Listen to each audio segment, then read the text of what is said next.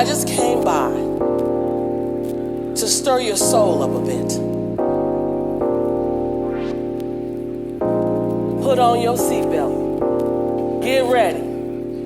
This ride could have some turbulence. I'm Tabitha McNeil, and this is The Next Up, a creator's journey to success. And today's special guest, we have Aja Renell. Woo, woo, woo, yes. So, Aja, tell us a little bit about yourself. Well, first off, my name is Aja Renell. I was born in Bridgeport, Connecticut, but I was raised in Raleigh, North Carolina. Right. So I spent majority of my life going back and forth between Connecticut and North Carolina. That's a huge leap. You know, one is up north, one is down south. But I just spent my whole life, going back and forth with that. I am a law student. Black. Come on, Maxine Shaw. Yes. Black girls in law. I am a law student. I do other things as well. I'm very into dance. I'm a tennis player. But all in all, helping people is really my passion. So that's just, the major points about myself. Right. So one of the things that I wanted to ask you was, what made you start, getting into acting?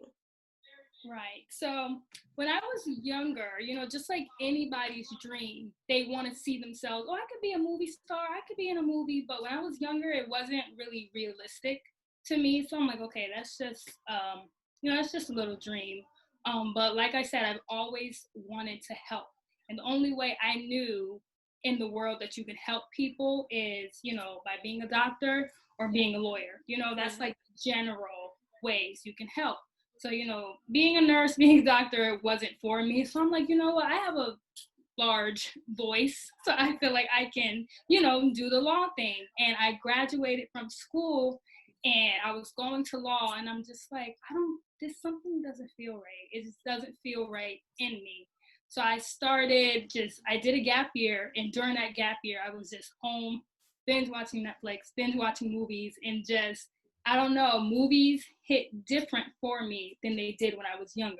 I started watching films like, Selma, 13th, When They See Us, getting into my Black heritage. Mm-hmm. And I'm just like, this is a whole new way of watching movies. And I love it. I fell in love with it. I started, researching Black directors because I am very for my people. So I started, looking into the background of actors and actresses and directors. And I'm like, they're helping people in their own way. They're helping Black voices be heard through television and through film. And I'm like, how can I be a part of this? This is something that I would like to do.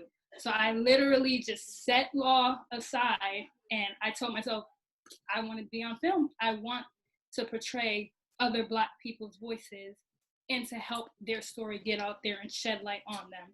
So I just took a leap of faith and just switched from one career to another. And it has not been easy, I will say that, but it was just time. That's beautiful. That's so awesome that you want to help people and that you kind of connect the two together. I think as actors, we share so much of ourselves, not knowing that we help other people through our stories and who we portray. So that is awesome.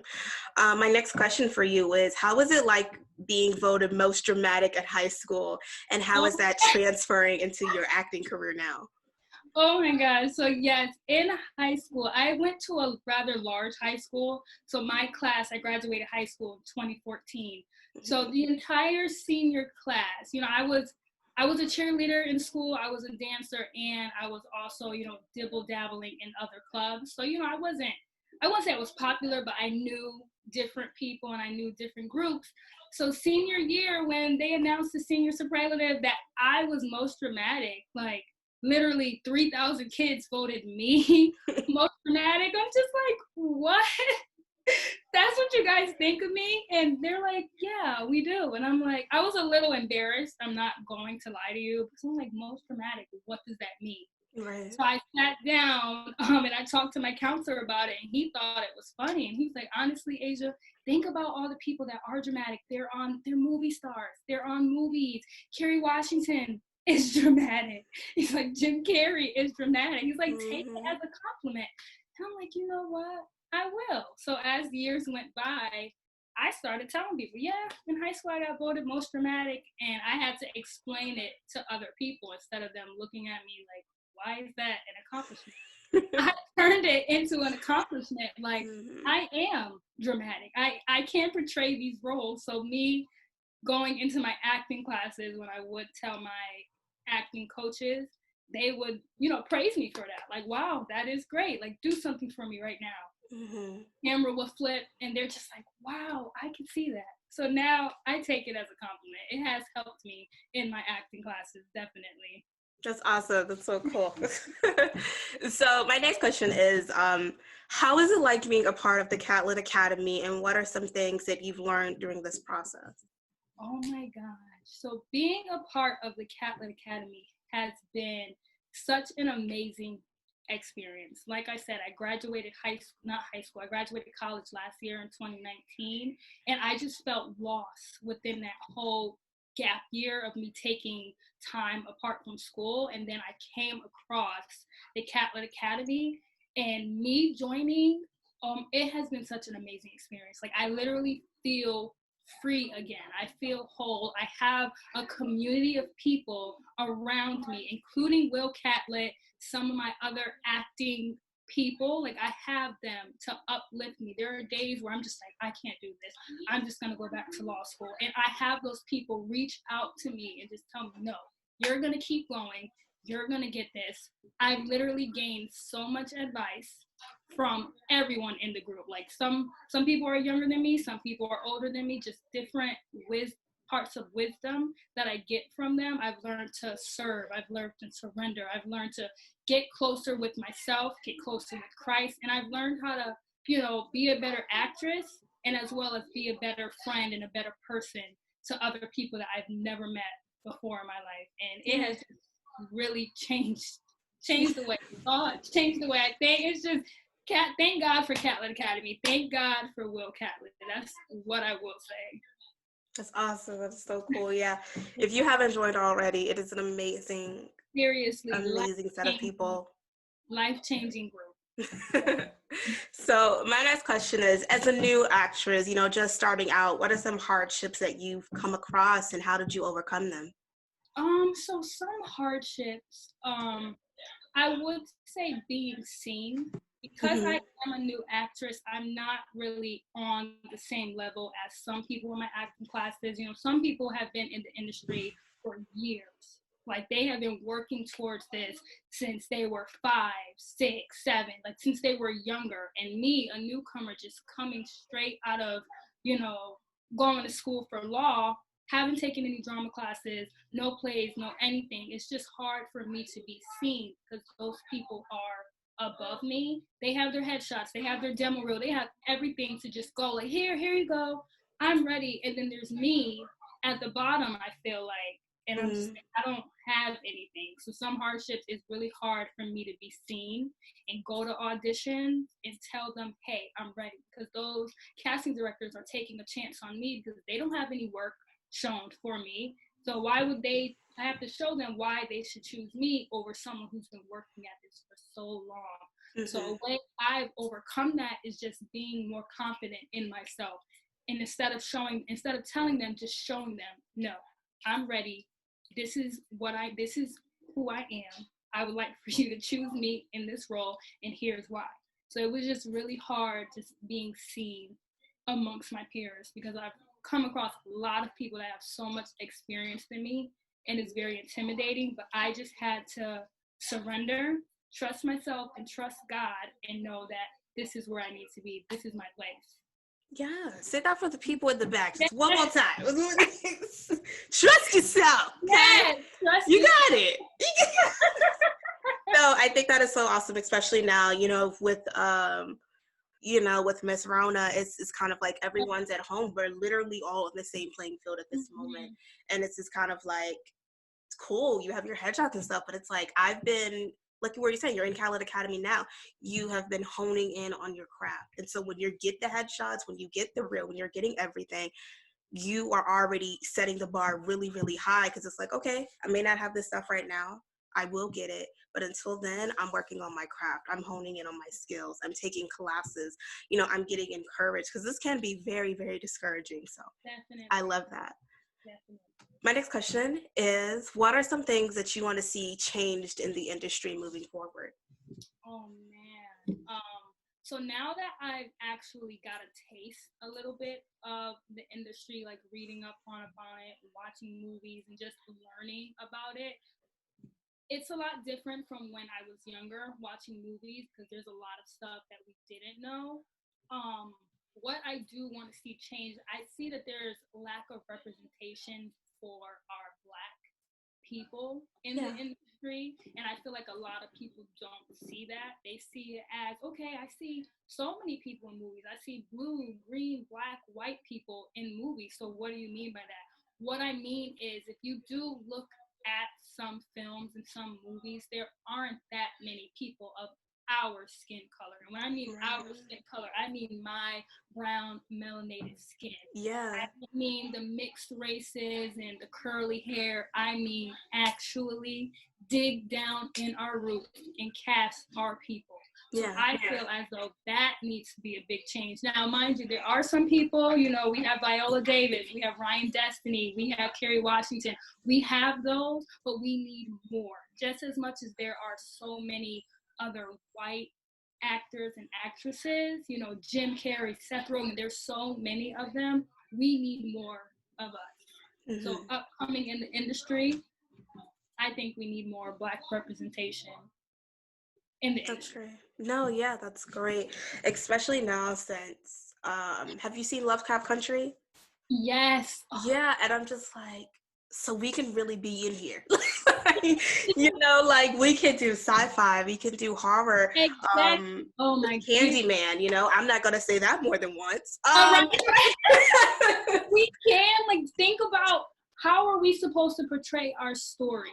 Right. You know what I mean? It doesn't just have to be Black stories that we're telling. It can be sci-fi. It can be comedy. Yvonne Orji just did her comedy skit. There's not many. There's some, but there's not many Black comedians doing their skit. Yeah. You know what I mean? So we can be, diverse. We can do everything. They just have to give us that chance. Right. That give us the chance to rewrite our own. And I think especially now we're in that position to write anything we want to. Again, we are all on the same playing field right now. Yep. We are all in Zoom calls. At this point, if we not writing nothing, nothing. And I think especially now, we are being looked at as people want us. And I don't know how long that will last. I don't know how long that's going to last for a while. But I do believe at this moment we have the chance to put out our own content. We have the chance to create things with people that we want to create with, and build our own tribe, and build our own production companies, and build our own web series and all these things. So I think that is awesome. Right. My next question is, what are some words of wisdom that you live by to get through this acting career that you have? Some words of wisdom. I'm sorry. Can you hear that in the background? No, you're good. Okay, I just want to make sure. No. I'm sorry. Can you ask the question again? Yeah. So what are some words of wisdom that you live by to kind of, help you get through this career? Some words of wisdom. Something that's really, the past couple months, what's for me is for me. Say it one more time. What's for me is for me. That Period. Every time I get discouraged about a role, or if I'm, submitting for something and I don't get it, what's for me is for me. Maybe that's for me. Maybe God has something greater for me down the line. That was just a practice. So I literally just instantly grab myself up. What's for me is for me. God is looking out for me. So that one particular saying has been with me for months and months and months. Yeah. I wrote it on my mirror. That's how that's how much I love that. Just that simple line. Yeah. Mm-hmm. Yeah, I mean, that that lie will help you get through. Okay. Because when you're going on auditions and you're in your head, you're like, I really want this role. I'm going to be perfect in it. The show comes on, it gets canceled. It's like, I see it. Thank you. God, I knew it. I didn't know. He throws them signs. Sometimes they're like thunderbolts. Like he's just throwing them. Like, listen, you don't understand now, but soon come, you will. Yeah, he's like, nah, sis, you really thought you wanted this, huh? Cool. All right, I will really show you. I will show you that wasn't for you. What's for you is coming. So you just be patient. It's coming. Yeah, at this point, I'm just like, you know what? I'm just waiting on my Oscar. Okay, because I don't know what's going on. Time is coming. My time is coming. Right, for sure. My next question is, what is some advice you could give the younger generation of Black women about people who are kind of switching careers right now? Maybe they're in law school and they're like, you know what, I want to pursue acting. Maybe they're doing anything else and now they're kind of wanting to switch towards acting. What advice could you give the younger generation? 1 second, I'm sorry. No, you're good. It's so loud. 1 second. Yeah. Oh, well. I'm sorry. No, you're fine. I'm sorry. Can you ask that question? I will, yeah. My question is, what is some advice you could give the younger generation of Black women that is looking to kind of switch their careers towards acting? I would definitely tell them to take that leap of faith. Take the leap of faith. If you feel it in your gut, in your soul, it's bothering you at night. You can't stop thinking about it when you're sleeping. You wake up and you're thinking about it. Take that leap of faith because that is a sign from God. And God is never wrong. He's never going to steer you into the wrong path. God is never wrong. So maybe it's just time to take that leap of faith. And to be honest, we're young. So it's like your life isn't over. If it doesn't work out, you can just go back to where you're comfortable. Yeah. You know what I mean? So just take that leap of faith. And while you're doing it, just enjoy it while you're doing it. Just enjoy the time, enjoy the practice, enjoy the craft. That's what I really will say. And don't rush it. If it's for you, it's for you. That's awesome. Yeah. My next question is, what are your favorite TV shows? And if you could be on any one of your favorite TV shows, what would it be and why? Oh my God. So my favorite TV shows, I am a crazy Grey's Anatomy fan. Oh, yeah. I've literally watched and there's so many seasons. I watched all of those seasons about 19 times. Yeah, I have started binge watching the show, and I was like, man, like, what day? No, I started a couple of months ago. I think I'm on season 7 now. But I was just like, where does the time go? Grey's Anatomy is so amazing. I can't. It's such a great show. I just love it. So that's my number one show. But runner up is How to Get Away with Murder. Yeah. I love How to Get Away. Viola Davis, just give her flowers because that show, and me being a law student, every time I'm watching that show, I just get so deep into it. That is a show that I really wish that I could be on. That show, it really just changed the whole perspective for me. Like that show kind of introduced me into acting. So I really wish I can be on that show. And a third show, I'm really in love with Insecure. Yeah. Insecure is such a great show. It's just a great representation on the Black community, friendships, relationships, hardships with work, and, just uplifting the youth, like as Issa Rae was, portraying a counselor, a youth on the show. So Insecure, Grey's Anatomy, How to Get Away with Murder, and Insecure. There are a few others, but those are my top 3 shows. That's awesome. Yeah, that's so cool. Insecure is one of my favorite shows. At this point, I feel like Grey's Anatomy is going to go on until we're 95. And you know what? I'm not complaining, sis. That's more room for us to get casted into it. Because I was like, Shonda, look. Shonda, right. Please. She knows she can write, okay? She knows she can write her butt off. I'm just like, all right, sis, look.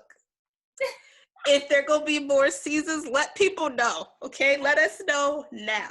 So we can prepare ourselves, okay? Look, because like we could be the next, you could be a whole black crew. They could just kill everybody off. Exactly. Exactly. Let us take over. That's all. Just let us.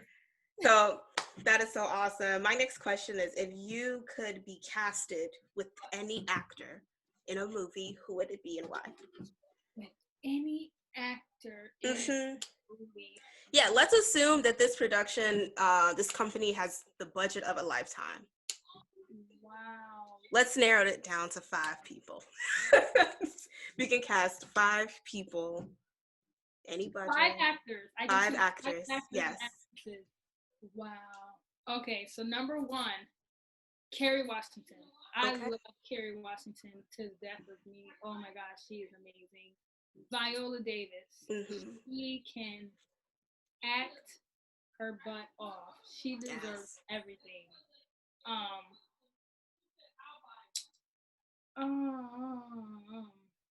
Another act. Oh, so I'm at 2. They pop up in my mind. Yeah. I love them so much.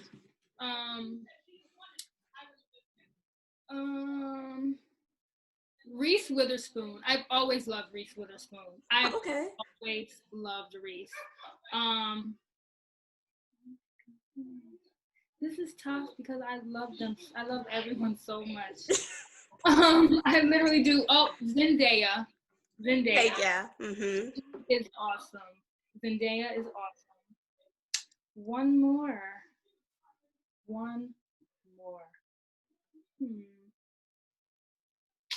I would have to go with Taraji P. Henson. Okay. And they're all women. I respect men. I do, but just Black women. Black women. All of them have changed the game. So those are my top 5. No, that is beautiful. Taraji's has such an amazing story, and so does Viola and everyone else. But Taraji's story really sticks with people. That was when I first started looking into, acting and reading different actors and actresses' stories. Taraji P. Henson's story really stuck with me. I'm like, wow, she had her child. She was living in a car. She was doing anything that she could do. Yeah. That definitely stuck with me. And it's so awesome how we read their stories about, how they got here. And especially right now, we have everything that we need. I think that's something that I live by right now. It's just like everything that I have is all that I need. And even if everything looks like nothing, it is something. So it is so awesome to talk to amazing Black women like yourself and be like, you know what? Like, I was in law school. You could have been making money. You know what I mean? Cash, okay? Saving lives. And you have been like, you know what? I see a bigger purpose for myself in acting. And I see that, when I'm on a screen, there's a little Black girl looking at me and saying, I can do that too. And you've probably thought that as well. And so it is so cool that this is a part of your story. This is for young little girls who are just like, you know what? I am in law school right now. And maybe I don't want to do this anymore. And they can look to you when you're in your next movie, your next sitcom, or next TV show, whatever. I don't know. when you're in your next kind of season, it's like, I can do it too. So thank you, Aja, for being on the show today. We are down to our last question, and that is, where do you kind of see yourself in 5 years? Where do I see myself in 5 years? Well, I will say that I am not completely shutting law school out, as it is still a dream of mine to be an attorney.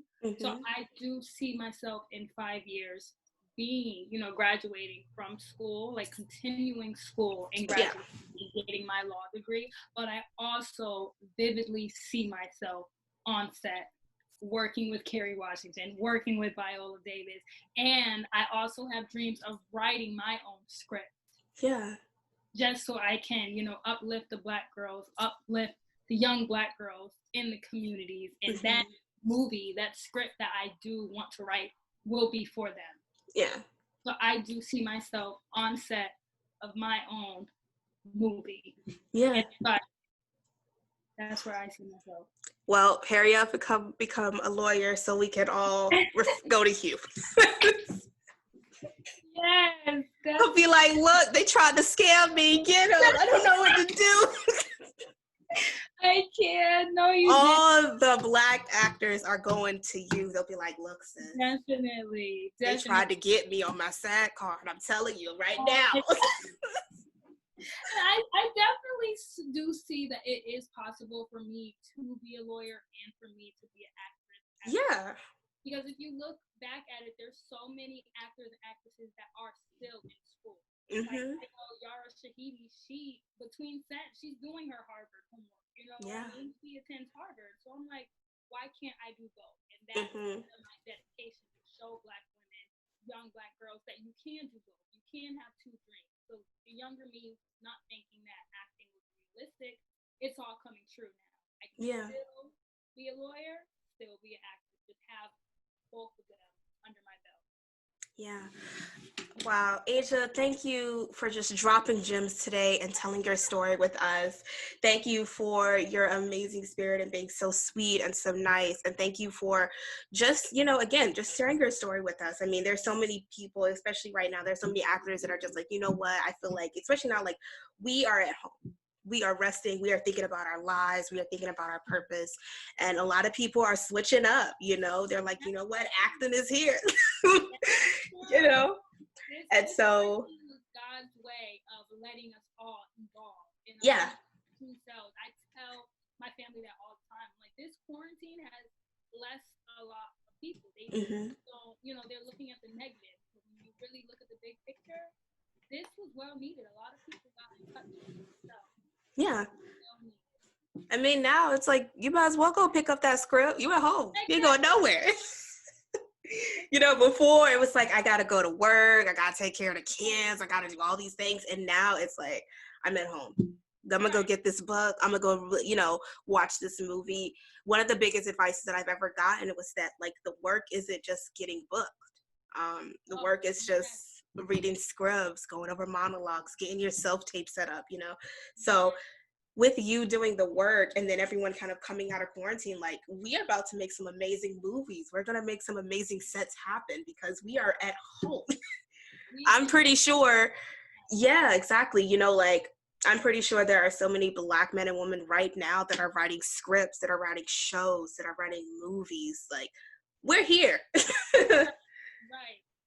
Yeah, so again, thank you, Aja, for coming on the show today. We are so happy to have you. I'm Tabitha McNeil. This is, again, our special guest, Aja Renell, and I will see you guys in the next episode. Bye, guys. Thank you. Start so, yeah, start so,